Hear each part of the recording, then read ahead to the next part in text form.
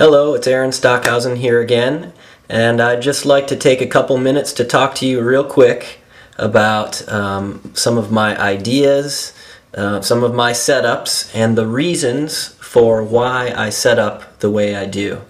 I'm kind of doing this video because I've gotten some questions and comments and some constructive criticism on the way I do my riggings.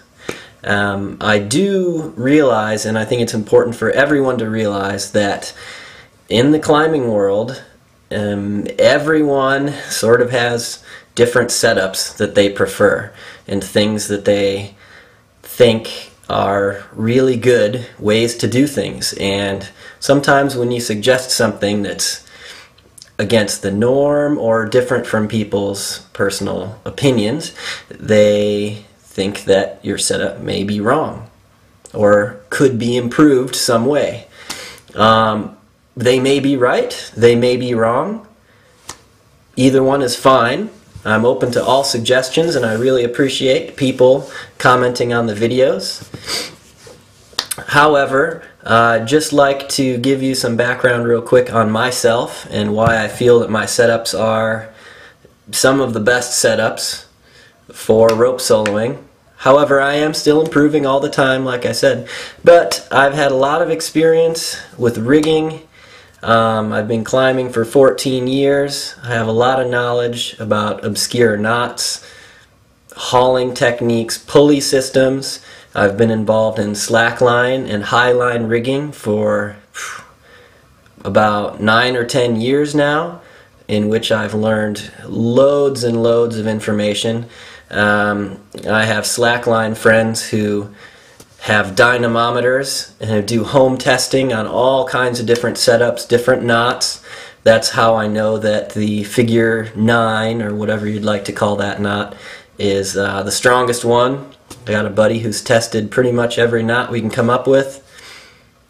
I've been to factories with companies that build pulleys and watch destructive testing and strength rating tests at the factory.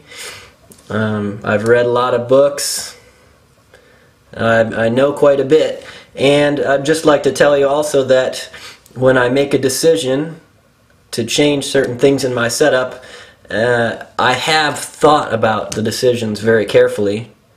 Nothing in my setup, absolutely nothing, has gone by unnoticed. Everything that you think is good or is bad has actually been a deliberate decision on my part, for one reason or another. Now, you may disagree with my reasons, which is fine. You're welcome to do that. Nothing wrong with it. But I'd just like to let you know that I have thought about in detail, a great deal of detail, every small aspect of the rigging processes. So, please give me the constructive criticism, but make sure that you've done your homework and your research before you do. Thank you. And if you don't like my setups, absolutely fine. I just hope you learn a thing or two, broaden your horizons. Maybe you can pick one or two small aspects of what I do and somehow utilize it, even if you don't like my personal setup. And when you do rope soloing, it's solo. It's by yourself, so, you know, do the system that makes you feel good. I do the system that makes me feel good.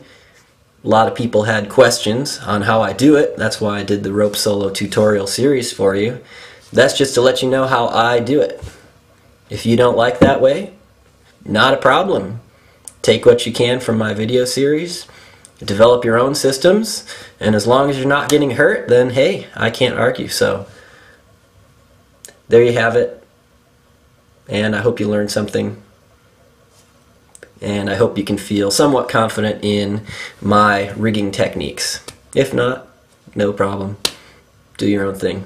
No worries. Alright, have a good one. Be safe. Have fun. Keep rope soloing, and keep commenting on my videos and giving me constructive criticism. Thanks a lot.